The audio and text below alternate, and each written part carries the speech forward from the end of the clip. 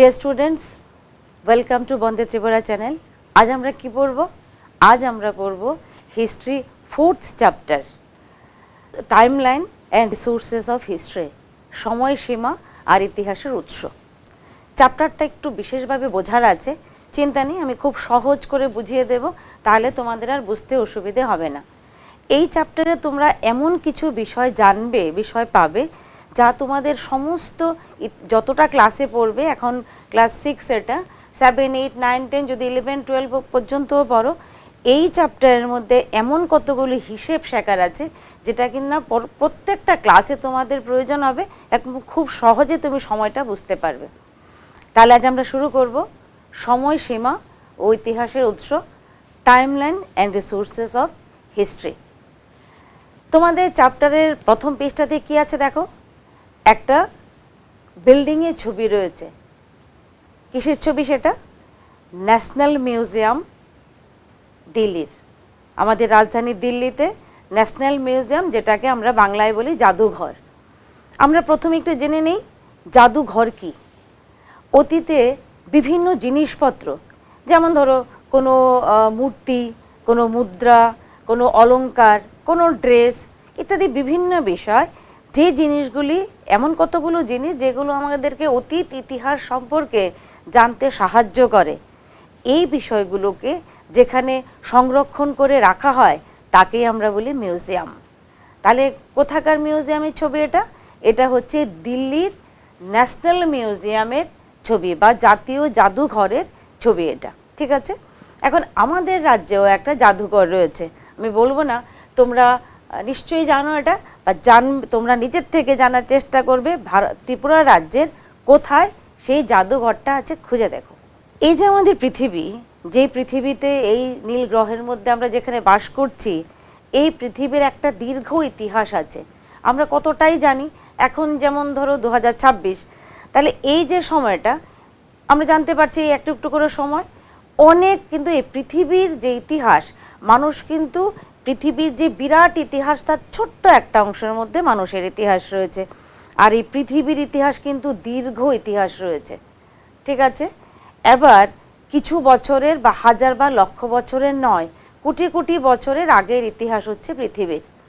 আমরা মানুষেরা এই কোটি কোটি বছরের একটা ছোট্ট ক্ষুদ্র অংশের মধ্যে কিন্তু আমরা রয়েছি, নবীন একটা অংশতে রয়েছে। স্ক্রিনে একটা টাইমলাইন দেওয়া রয়েছে, এতে কি রয়েছে? এতে রয়েছে পৃথিবীতে জীবনের যে বিবর্তন হচ্ছে, যে পরিবর্তনটা হচ্ছে, তার কয়েকটি গুরুত্বপূর্ণ পর্যায়ের হিসেব দেওয়া রয়েছে এই টাইমলাইনটাতে। টাইমলাইনটাতে দেখো 3টে কালারে করা হয়েছে। একটা হচ্ছে গিয়ে তোমার স্কাই টাইপের, প্রথমটা হচ্ছে স্কাই কালার, তারপরেরটা হচ্ছে ডিপ ব্লু কালার, তারপরটা হচ্ছে গ্রিন। এই যে 3টে সময়কে এখানে দেখানোর চেষ্টা করেছে কিভাবে জীবনের বিবর্তন হয়েছে পৃথিবীতে, বা এই পৃথিবী কিভাবে বিবর্তিত হয়েছে, এটা আমরা দেখব। পৃথিবী, এই যে পৃথিবী যে তার আকারটা নিয়েছে, এই যে মোটামুটি গোলাকার টাইপের পৃথিবী আমরা দেখি, কবে হয়েছে এটা? 4.54 বিলিয়ন ইয়ার আগে। বিলিয়ন মানে কোটি কোটি বছর আগে। তারপরে দেখো টাইমলাইনটাতে কি রয়েছে? একটা ছোট্ট সেল, বা যেটাকে বলা হয় এককোষী জীব। এই যে আমাদের শরীরটা, প্রচুর পরিমাণে সেল রয়েছে আমাদের শরীরে, কিন্তু এই একটা সেল দিয়েও একটা জীব হতে পারে? হতে পারে। প্রথম হয়েছিল এই এককোষী জীব। তারপর আরেকটু সময় পেরিয়েছে, বায়ুমণ্ডলে অক্সিজেনের সন্ধান পাওয়া গেছে 2.33 বিলিয়ন বছর আগে। এখনও আমরা কোটি কোটি বছর আগের কথাই বলছি। 1 মিলিয়ন বছর তখন সৃষ্টি হয় ব্যাকটেরিয়া। এরপর আসে স্পঞ্জ আর ছত্রাক। এবার এই স্পঞ্জ ছত্রাক যে বললাম, এবার মাশরুম বলে একটা জিনিস আমরা খাই, তোমরাও খাও, মাশরুম খুব ভালো জিনিস। এই মাশরুমটা কোন পর্যায়ে আসে ভেবে বলবে। এবার প্রায় 700 মিলিয়ন বছর আগে, এবার আমরা চলে এসেছি মিলিয়নে। এতক্ষণ পর্যন্ত আমরা বিলিয়নে কথা বলছিলাম, কোটি কোটি বছর আগে। এবার আমরা লক্ষ লক্ষ বছর আগের কথা বলবো। প্রায় 700 মিলিয়ন বছর আগে আসে প্রবাল। প্রবাল কি, কোথায় পাওয়া যায়? প্রবাল পাওয়া যায় সি ব্যাডে, সমুদ্রের একদম নিচে।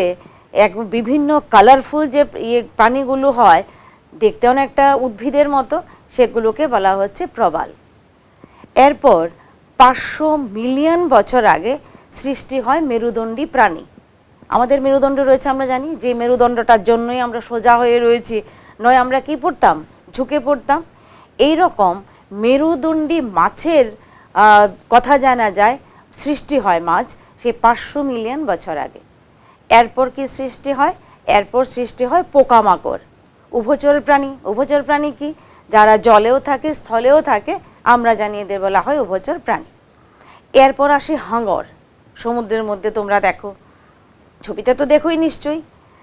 প্রায় 300 মিলিয়ন বছর আগে সৃষ্টি হয় ডাইনোসর, বিশাল বিশাল শরীর নিয়ে ডাইনোসর। তোমরা দেখেছো ডাইনোসরের অনেক সিনেমায় দেখেছো, কার্টুনে দেখেছো, ছবিতে দেখেছো, বিশাল আকারের ডাইনোসর হয়। এরপর কি সৃষ্টি হয়, পাখি। এরপর সৃষ্টি হয় স্তন্যপায়ী প্রাণী। প্রায় 100 মিলিয়ন বছর আগে সৃষ্টি হয়, টাইমলাইনটাতে ভালো করে দেখো, 100 মিলিয়ন বছর আগে সৃষ্টি হয় ফুল আর মৌমাছি। দেখো টাইমলাইনে এবার সবুজ যে জায়গাটা রয়েছে, এই সবুজ জায়গাটা হচ্ছে বছর খানেক আগে, বলা হচ্ছে সবুজ জায়গাটা থেকে তাকে দেখো, বাদিকে লেখা রয়েছে এটা বছর খানেক আগে। বছর মানে কয়েক বছর আগে, কয়েকশো বছর আগে নয়, এটাও কিন্তু মিলিয়ন ইয়ার্স আগে থেকেই শুরু হয়েছে। ঠিক আছে, প্রায় 100 মিলিয়ন বছর আগে সৃষ্টি হয় প্রাইমেট। প্রাইমেট কি, প্রাইমেট হচ্ছে যাদের বড় ব্রেন রয়েছে যেসব প্রাণীর, যেমন ধরো মানে যাদের একটু বুদ্ধি সম্পন্ন প্রাণী, যেমন ধরো শিম্পাঞ্জি, এটা সৃষ্টি হয়েছে। 1 মিলিয়ন বছর আগে আগুনের সন্ধান পাওয়া যায়। তোমরা ছোট ক্লাসেও পড়েছো আগুন, মানুষ কিভাবে আগুনের সন্ধান পেয়েছিল সেটা, কিন্তু আগুন উৎপন্ন হয়েছিল কখন, প্রায় 1 মিলিয়ন বছর আগে। এবার 3 লক্ষ বছর আগে, খুব ইম্পর্টেন্ট এই জায়গাটা, যে লাইনটা এক্ষুনি বলছি, প্রায় 3 লক্ষ বছর আগে সৃষ্টি হয় হোমোসেপিয়েন্স। হোমোসেপিয়েন্স কারা, হোমোসেপিয়েন্স হচ্ছে সায়েন্টিফিক নেম অফ হিউম্যান। আমরা যারা রয়েছি আমরা কিন্তু হোমোসেপিয়েন্স। ঠিক আছে, এবার ওই তোমাদের এই পুরো টাইমলাইনটা তোমাদের শিখতে হবে না, মনেও রাখতে হবে না। দুটো জিনিস মনে রাখবে, যেটা হচ্ছে পৃথিবীর সৃষ্টি কবে হয়েছে, কবে বলেছিলাম, 4.54 বিলিয়ন ইয়ার্স আগে।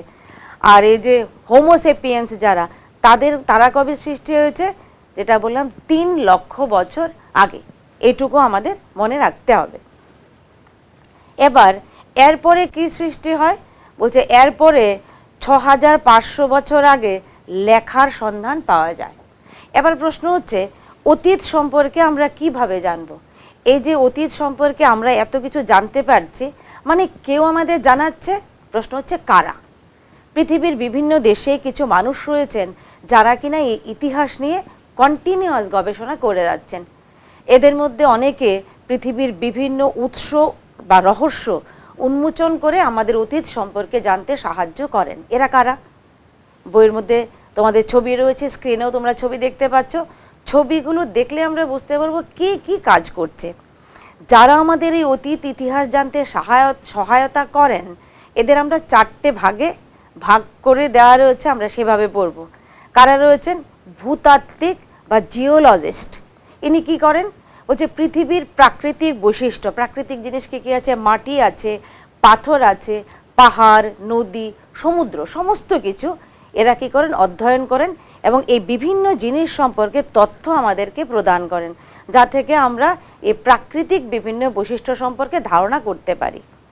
এবার হচ্ছে জীবাশ্মবিদ।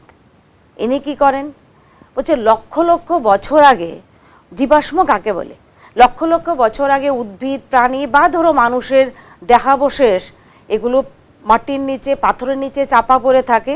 প্রচণ্ড হিট আর চাপে এগুলো কি জীবাশ্মে পরিণত হয়। এবার এই জীবাশ্ম নিয়ে যারা পড়াশোনা করছেন, যারা অধ্যয়ন করছেন, রিসার্চ করছেন, এদেরকে বলা হচ্ছে জীবাশ্মবিদ। এদের থেকেও আমরা অনেক ইতিহাস, অনেক কিছু জানতে পারছি। এরপরে হচ্ছে নৃতত্ত্ববিদ, অ্যানথ্রোপোলজিস্ট। এনারা কি করছেন, প্রাচীনকাল থেকে বর্তমান পর্যন্ত মানব সমাজের যত সংস্কৃতি রয়েছে এগুলো নিয়ে এরা অধ্যয়ন করছেন, করে আমাদেরকে জানাচ্ছেন। এরপর হচ্ছে প্রত্নতত্ত্ববিদ, 4 নম্বর যে ভাগটা দেওয়া রয়েছে, প্রত্নতত্ত্ববিদ, যাদেরকে আমরা বলি আর্কিওলজিস্ট। এরা কি করছেন, বলছে মানুষ, উদ্ভিদ, যে কোনো প্রাণী, এদের যে অবশিষ্টাংশ, ধরো হাড়, শরীরের হাড় হতে পারে, মাথার খুলি হতে পারে, যেমন এছাড়া আরও অনেক জিনিস রয়েছে, যেমন ধরো কোনো অলংকার, মালা, হাতের বালা হতে পারে, মূর্তি হতে পারে, খেলনা, প্রাণী, মানুষের হাড়, দাঁত, বিভিন্ন বিষয়। এতগুলো মনে রাখতে হবে না, জাস্ট কয়েকটা মনে রাখলেই হবে। এগুলো মানে খনন করে, এই যে ডিগিং করে যেসব জিনিস ওনারা পান, এটাকে বলা হয় প্রত্নতাত্ত্বিক উপাদান। আর যারাই কাজটা করছেন এদেরকে বলা হচ্ছে প্রত্নতত্ত্ববিদ, যাদেরকে আমরা বলছি আর্কিওলজিস্ট। এবার একটা ইম্পর্টেন্ট কোয়েশ্চেন হচ্ছে যে ইতিহাসে সময়কে কিভাবে পরিমাপ করা যায়। এই যে এতগুলো বললাম, এই যে বিলিয়ন ইয়ার্স থেকে শুরু হয়েছে, মিলিয়ন ইয়ার্স যাচ্ছে, 1000 বছর আছে, 100 বছর আছে, এখন এত বছর চলছে, বলছে এই সময়গুলো, ইতিহাসের এই সময়টা কি করে পরিমাপ করা যায়। বলছে প্রতিটি সমাজ আর সংস্কৃতির সময় পরিমাপের কিন্তু নিজস্ব উপায় রয়েছে। মানে প্রত্যেক জায়গাতে কিন্তু একই রকমভাবে সময় পরিমাপ করা হয় না, বিভিন্নভাবে হয়ে আজ একটা নির্দিষ্ট জায়গায় এসছে, তাও কিন্তু আলাদা আলাদা রয়েছে, তোমরা জানো। এখন ইতিহাসে যুগ শব্দটার সঙ্গে আমরা পরিচিত রয়েছি, ঠিক আছে। আমরা বলে থাকি না যে যে নতুন যুগের ছেলে মেয়ে, যুগ কি? যুগ হচ্ছে একটা আলাদা সময়কাল। যখন কোনো একটা সময় থেকে তার পরবর্তী সময় বিভিন্নভাবে আলাদা করা যায়, সেটাকে আমরা এক একটা যুগ বলে থাকি। তাহলে কিভাবে আমরা পড়ব যে সময়টা কিভাবে পরিমাপ করব, তার প্রথম ধাপ হচ্ছে আমরা যুগ বলে থাকি। যেমন ধরো আমরা বলছি প্রাচীন যুগ, আমরা বলছি মধ্যযুগ, আমরা বলছি মুসলিম যুগ, আমরা বলছি ব্রিটিশ যুগ।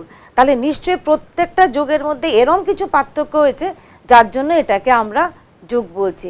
পরবর্তী ক্লাসে আমরা নিশ্চয়ই পড়ব ইতিহাসের এই সময়টাকে কি করে আমরা পরিমাপ করতে পারি।